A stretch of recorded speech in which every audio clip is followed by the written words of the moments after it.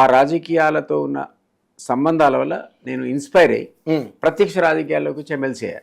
So ఒక రకంగా నన్ను తీసుకొచ్చింది ఎలిమినేట్ మాధవరెడ్డి గారనే చెప్పుకోవాలి. ఎక్స్పోజర్ టు పాలిటిక్స్ ఆయన ద్వారా జరిగింది. ఓకే. సో మీరు అన్నట్టు ఎందుకు ఆయన్ని చంపారు, బిగ్ నేను ఇంతకుముందు ఆయన హానెస్ట్ అన్నాను, మంచివాడు అన్నాను, ఎగ్జాంపులరీ క్యారెక్టర్ అన్నాను. మరి ఇట్లాంటి వాళ్ళను పీపుల్స్ వారు ఎట్లా ఎలిమినేట్ చేస్తుంది, చేయకూడదు కదా. సో ఆ రోజుల్లో ఉన్నటువంటి ప్రాబ్లం ఏంటంటే ఆయన హోమ్ మినిస్టర్గా ఉన్నాడు. హోమ్ మినిస్టర్గా ఉన్నాడు టీడీపీ గవర్నమెంట్లో ఉన్నాడు. అత్యంత కీలకమైన శాఖ. ఈ హోమ్ శాఖకు పోలీసులకి నక్సలైట్లకి పడదు. అది జగమెరిగిన సహజంగా ఎప్పుడు కూడా నక్సలైట్లు టార్గెట్ అవుతారు పోలీసులకి. అరుదుగా పోలీసులు కూడా నక్సలైట్లు కూడా టార్గెట్ అవుతారు. ఇక వాళ్ళ మధ్య జాతి వైరం.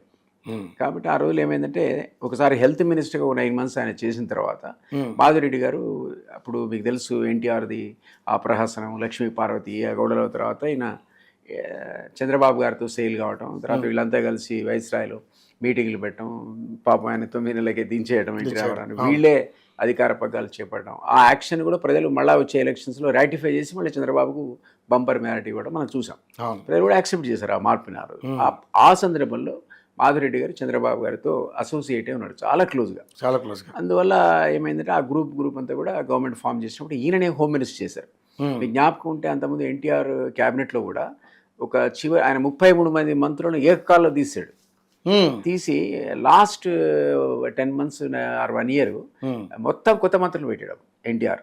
ఏకకాలంలో క్యాబినెట్ అందరూ తీసి పారేసాడు. తీసినప్పుడు అప్పుడు మాధవరెడ్డి గారు హోమ్ మినిస్టర్ ఆ 1 year. అప్పుడు ఆయన చాలా మంచి చర్య తీసుకున్నాడు. అంటే ఎన్టీ రామారావు గారు ఉన్నప్పుడు కూడా హోమ్ చేశాడు.